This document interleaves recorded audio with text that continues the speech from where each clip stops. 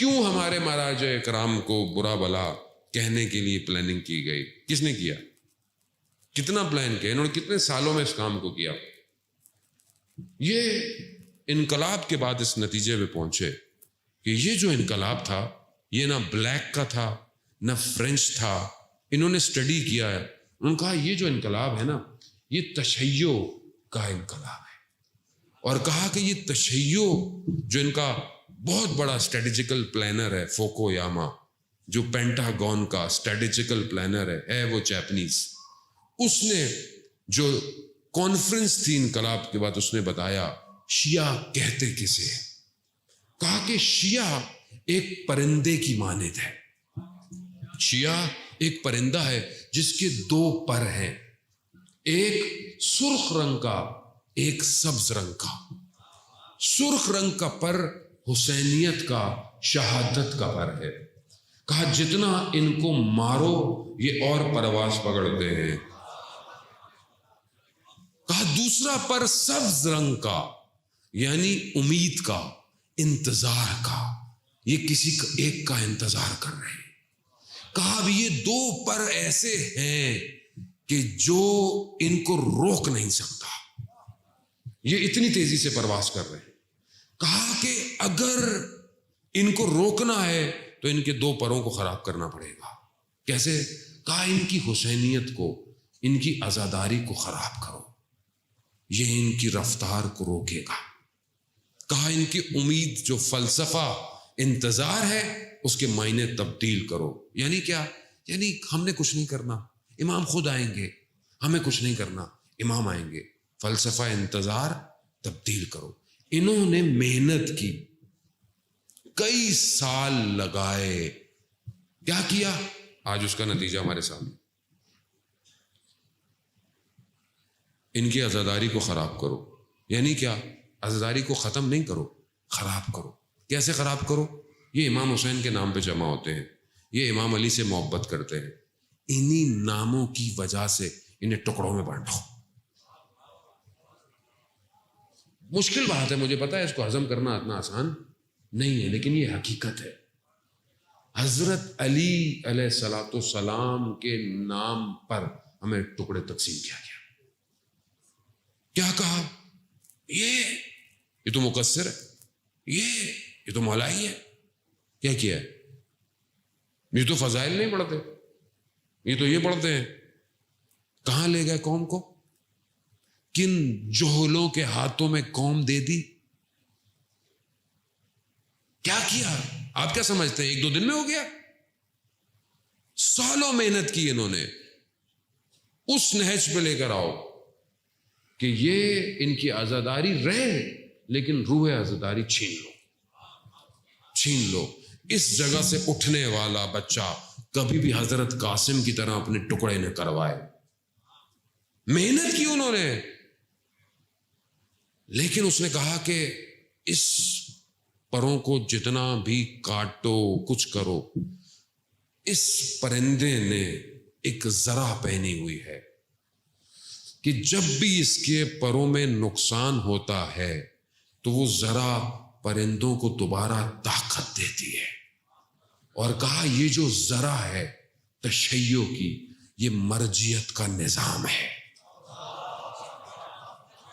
مرجیت کا جب تک یہ نظام رہے گا ان کو کچھ نہیں کر سکتے. یہ ایک جملہ بولتے ہیں، ایک جملہ، پوری عراقی قوم سڑک پر نکل کر داعش کا خاتمہ کر دیتی ہے. ایک جملہ، اللہم صلی علی محمد. جانے بات ہمیں تو کہا گیا اوہ یہ تو علماء کا ہے، یہ تو ادھر کا ہے، یہ تو عراق کا معاملہ ہے. نہیں، آپ سمجھ ہی نہیں رہے، آپ نے حسینیت کو سمجھا ہی نہیں. امام حسین علیہ السلام نظام لے کر آئے تھے کربلا، اور یزید کو آشکار کیا تھا کہ یہ نظام ہے. آج پوری دنیا مل کر اسی حسینیت کے نظام کے مقابلے میں آئی ہوئی ہے.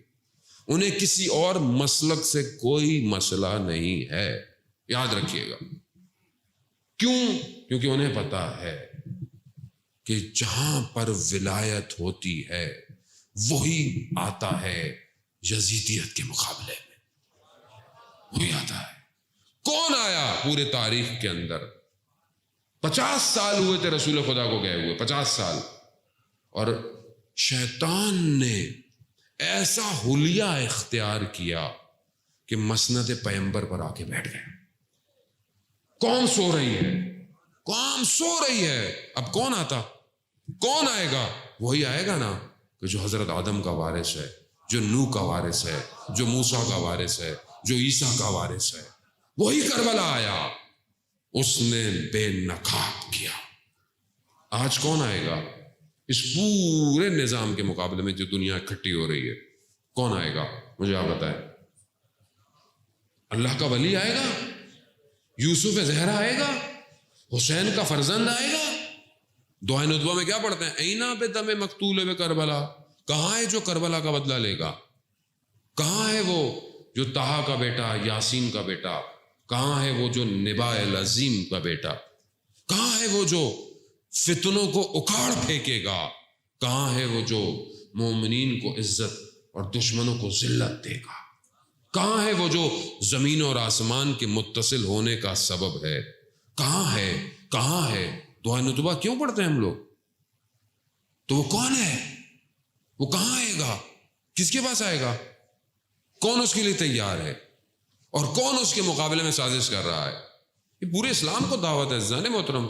امام زمانہ کسی فرقے کے تھوڑی ہیں۔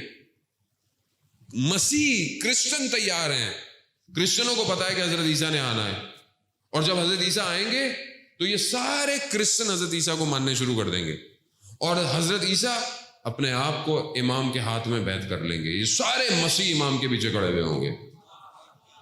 آپ سمجھ نہیں رہے کہانی کتنی بڑی ہے۔ آپ سمجھتے ہیں مسجد کا مسئلہ ہے، تقلید کا مسئلہ ہے، خمس کا مسئلہ ہے۔ آپ کو سمجھ ہی نہیں آیا آج تک۔ مسئلہ انسانیت کی بقا کا ہے، ظلم کے مقابلے میں کھڑے ہونے کا مسئلہ ہے۔ اگر دم ہے، اگر اپنے اندر جان رکھتے ہو تو آؤ مقابلے میں، آؤ۔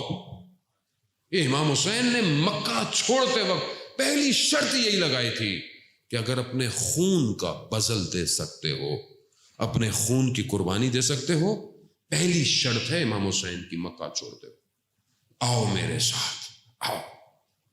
دے سکتے ہو، یہاں جان جائے گی، یہاں گردن کاٹی جائے گی۔ وہ شہید جو 28 سال کا محسن حجاجی، جو ایک ٹاؤن کا رہنے والا، جب اسے کوئی کام دیا جاتا تھا امام بارگاہ میں مجلسوں میں تو کہتا تھا مجھے سب سے مشکل کام دو۔ کہا کیا؟ سب سے مشکل کام نیاز کو تقسیم کرنا ہوتا تھا۔ وہ سارا مشکل کام کرتا تھا، اور جب اسے کہتے تھے کہ بڑی مہربانی، بڑی شکریہ، تو کہتا تھا کہ اس میں شکریہ کی کوئی بات نہیں، اگر امام حسین کے لیے کوئی کام کرنا ہے تو اپنی گردن دینی ہے۔ اور اس نے گردن دی۔ اس ماڈرن دور میں اس 28 سالہ جوان نے بی بی زینب سلام اللہ علیہ کے روزے کو بچاتے ہوئے اپنی گردن کٹوائی، اور کہا اپنے بیٹے کو کہ بیٹا بڑا پرآشوب دور ہے، اگر کچھ کرنا تو اپنے آپ کو اس قابل بنانا کہ خدا تمہارا خریدار بن جائے۔ خریدار کیوں؟ کیونکہ وہ جوان جانتا ہے کہ میں جس امام کے لیے کام کر رہا ہوں وہ مجھے دیکھ رہا ہے، دیکھ رہا ہے۔ جوان آپ لوگ امام دیکھ رہے ہیں، عزیزان محترم، امام کی طرف متوجہ ہوں، اس کو پہچانے، عالمی سازشوں کو پہچانے، غفلت میں نہ رہے، دھوکے میں نہ آئے، متحد ہوں، سنی شیعہ اتحاد قائم کریں، مومنین اتحاد قائم کریں۔ پتہ نہیں کیوں ہم آپس میں اختلاف کرتے ہیں، مجھے تو سمجھ میں نہیں آتا۔ مشترک ولایت علی ابن ابی طالب ہے، ہو سکتا ہے کسی کو زیادہ سمجھ میں آتی ہو، کسی کو کم سمجھ میں آتی ہو، اس سے کیا فرق پڑتا ہے؟ بھائی اگر آپ کو زیادہ آتی ہے تو تھوڑے والے کو قبول کر لو، اگر آپ زیادہ ماتم کرتے ہو تو تھوڑے والے کو بھی قبول کر لو۔ بھائی مولا نے قبول کرنا ہے، آپ نے تھوڑی قبول کرنا ہے۔ اور جو نمازیں پڑھتا ہے وہ بھی اپنا ہلکا ہاتھ رکھا کرے، اگر وہ نمازیں پڑھتا ہے کسی پہ احسان تو نہیں کر رہا، جب خدا توفیق دے رہا ہے تو دوسرے کے لیے بھی دعا کریں، اس کو بھی توفیق ہو نماز پڑھنے کی، اس میں کیا مسئلہ ہے؟ آپس میں جڑے عزیزان محترم، بہت ہو گیا بہت مومنین کے درمیان میں بھی اختلاف ڈل گیا. جو بھی اختلافی بات کرے یاد رکھیں، ہو سکتا ہے آپ کو اچھا نہ لگتے ہوں مراجے، ہو سکتا ہے آپ کو بہت برے لگتے ہوں، کسی نے آپ کے کان بھرے ہوئے ہوں، سازشیں کی ہوں، لیکن یاد رکھیں جو بھی آج مراجع اکرام کے خلاف بات کرے سمجھ لیں وہ دشمن کے پے رول پر ہے. سمجھ لیں کیوں؟ کیونکہ وہ جانتا ہی نہیں کہ دنیا میں ہو کیا رہا ہے. وہ بیچارہ نادانستی میں کر رہا ہے، اس کو پتا نہیں ہے کیا، اور وہ سمجھ رہا ہے میرے گاؤں میں ہی بس شیعت ہے اور کہیں نہیں ہے شیعت. وہ سمجھتا ہے بس میرے شہر میں ہوتی ہے حسینیت، پوری دنیا میں تو کچھ ہوتا ہی نہیں ہے. عزیزان محترم، وقت کا امام دنیا کا، کائنات کا امام ہے، اور پوری کائنات کو جو ہے وہ روٹیٹ کر رہا ہے. سر عالم میں، میرا 8واں امام کہتا ہے پورے عالم کا جو نور ہوتا ہے وہ امام ہوتا ہے، پورے عالم کا نور، اور ہر عالم میں امام ہر وقت حاضر ہوتا ہے. جیسے ہمیں فیض مل رہا ہے نا امام سے، چاہے کوئی مانے یا نہ مانے، اسی طرح ملائکہ بھی امام سے فیض لے رہے ہیں. امام ہر عالم میں ہے. امام کو سمجھے. امام حسین علیہ السلام نے یہی تو بتایا کہ جب امام آ جاتا ہے تو پھر سب قربان ہو جاتا ہے. روحی لکل فدا. اللہم صلی علی محمد. امام کو سمجھے جوانوں. آپ کی طرف امام کی نگاہیں ہیں، امام آپ کو دیکھ رہے ہیں، امام آپ کی تنہائی کو دیکھ رہے ہیں. ہم کتنا امام سے گفتگو کرتے ہیں؟